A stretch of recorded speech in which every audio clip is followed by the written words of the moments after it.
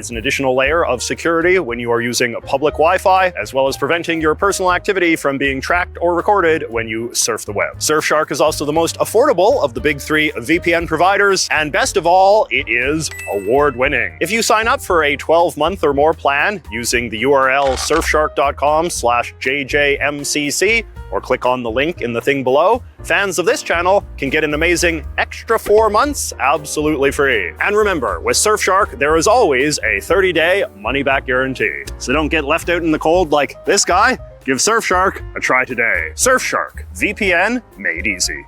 Okay, so overall, the Worst Canadians issue features a total of 31 names, and they broadly fit into 6 categories: killers, traitors, politicians, media barons, people associated with the persecution of the Native Canadians, and weirdly enough, singers. The public poll is where the 2 singers can be found. In the number 2 spot, we have Chris Hanna, who you can be excused of never having heard of. He is a punk rock musician from Winnipeg who purposely rallied his fans to flood the Beaver poll and vote for him as a publicity stunt, which I guess worked because here I am still talking about him. Chris is the lead singer of a band called Propagandhi, which according to my punk rock expert YouTuber pal Dan Frampton, were important from a Canadian perspective. But as far as punk bands in general go, they'd be lucky to crack the top 100. The other singer in the public's number 7 spot is Celine Dion, who is obviously one of the most famous Canadians of all time and one of the great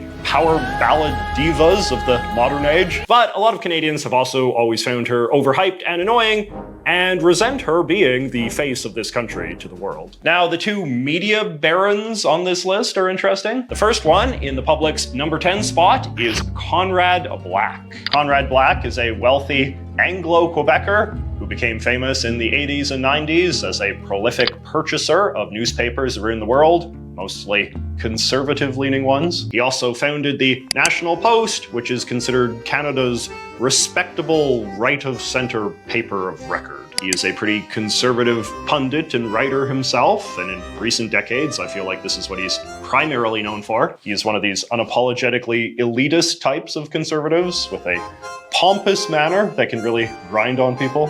Hollywood, professional sport, and frankly, urban agitating groups masquerading as crusaders for civil rights, but as we saw through much of the summer, rather more interested in vandalism. And his grandiosity led to a big scandal in the late 90s, where he renounced his Canadian citizenship so he could get appointed to the British House of Lords. This was a huge blow to his reputation because it seemed so brazenly unpatriotic. And certainly circa 2007, it would have been something that a lot of Canadians would still resent him for. The other media baron is Lord Beaverbrook, who is on the professional historians list. I feel like Lord Beaverbrook is much more of a British historical figure than a Canadian one, given that he moved to England in his 30s and lived there for the rest of his life. He is considered one of the founding fathers of British tabloid culture and was quite a conservative guy himself, serving for a time as a Tory politician in the British Parliament.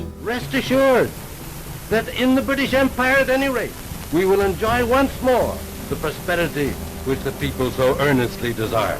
Probably the worst thing that you could say about him from a Canadian perspective was that he turned his back on this country. And indeed, the magazine says, except for morsels of patronage tossed to New Brunswick, which is where he was from, he contributed little else to the improvement of Canada. Which leads us to the second category, the traitors. The professional historians list contains 3 men who are known for betraying Canada in various ways. The first is Adrien Arcand, who was the head of a pro-Nazi fascist movement in Quebec in the lead up to World War II. So there was a fair bit of sympathy for the Nazis, and especially Mussolini in Quebec in the 30s and 40s, given that Quebec was a very conservative, nationalistic and Catholic place in those days, and fascism tended to thrive in those sorts of conditions. The degree that the province's conservative establishment, up to and including the ruling Conservative Party itself, sought to ally with Arcand during the height of his fame,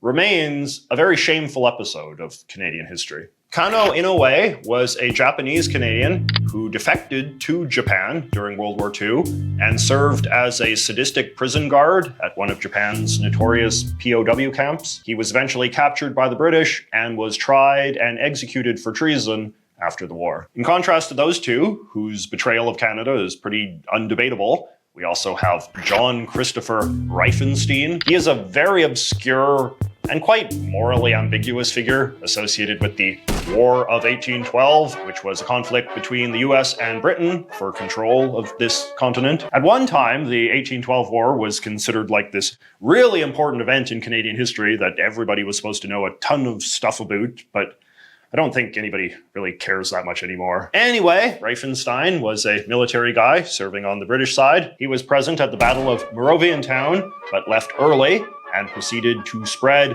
misinformation to his superiors back at the base about what had happened there. And apparently this contributed to confusion on the British side, which hurt their strategy and I guess contributed to their inability to reconquer America. And for that, he is apparently one of the worst Canadians in history. All right, the next category of bad Canadians are bad politicians, who are well represented in all three lists. The vast majority of these guys are former prime ministers. In fact, of the 22 prime ministers that Canada had up until that point, 7, or about a third of them, made the cut. Now, on the public list, it is pretty obvious that these people are just here because of partisanship and recency bias. The public's #1 pick is former Prime Minister Pierre Elliott Trudeau, for instance. He was a complex guy who did a lot of stuff during his 15 years in power, which lasted from the 60s to the 80s, but was also deeply, deeply reviled by Canadian conservatives who saw him as this crazy socialist. The reverse is true for Brian Mulroney, the public's #4 pick, who ran Canada during the 80s and was extremely hated by the Canadian left. And then we have 90s era Liberal Prime Minister Jean Chrétien, and then current Conservative Prime Minister Stephen Harper, who had only been elected a year and a half ago. I feel like it's pretty clear what's going on here, so we won't do any deep analysis. That's politics, baby. On the editors list, meanwhile, they have Arthur Mahan, who briefly served as Prime Minister in the 1920s, but had a more substantial political career as a right-wing cabinet minister in the 1910s. The editors blame him for the brutal tactics that the government employed, breaking up the Winnipeg General Strike of 1919, which is often seen as one of the worst crimes against organized labor in this country. On the historians list, they offer 2 more prime ministers. The first is John Diefenbaker, who ruled Canada from 1957 to 1963. The description just describes him as a basically incompetent prime minister who didn't do much in office, which is probably fair. People will defend Diefenbaker as a, well-meaning guy, but it is hard to argue that his time in office was anything but troubled and inconsequential. Whether that makes him one of the worst Canadians of all time, however, I would argue is a bit of a stretch. And then there is Sir John A. Macdonald, Canada's very first Prime Minister. At one time, Macdonald was a very venerated figure in Canada. In fact, he was ranked by the public as the 8th best Canadian of all time in the CBC 2004 poll. He has been traditionally understood as Canada's George Washington, the architect of the Canadian Constitution, and the man responsible for expanding a small collection of British colonies on the east coast of North America into a mighty nation occupying the entire top half of this continent. These days, however, he has become a much more controversial figure for the toll that the annexation of all of this land had on its Indigenous residents, the people who never asked to be part of Canada,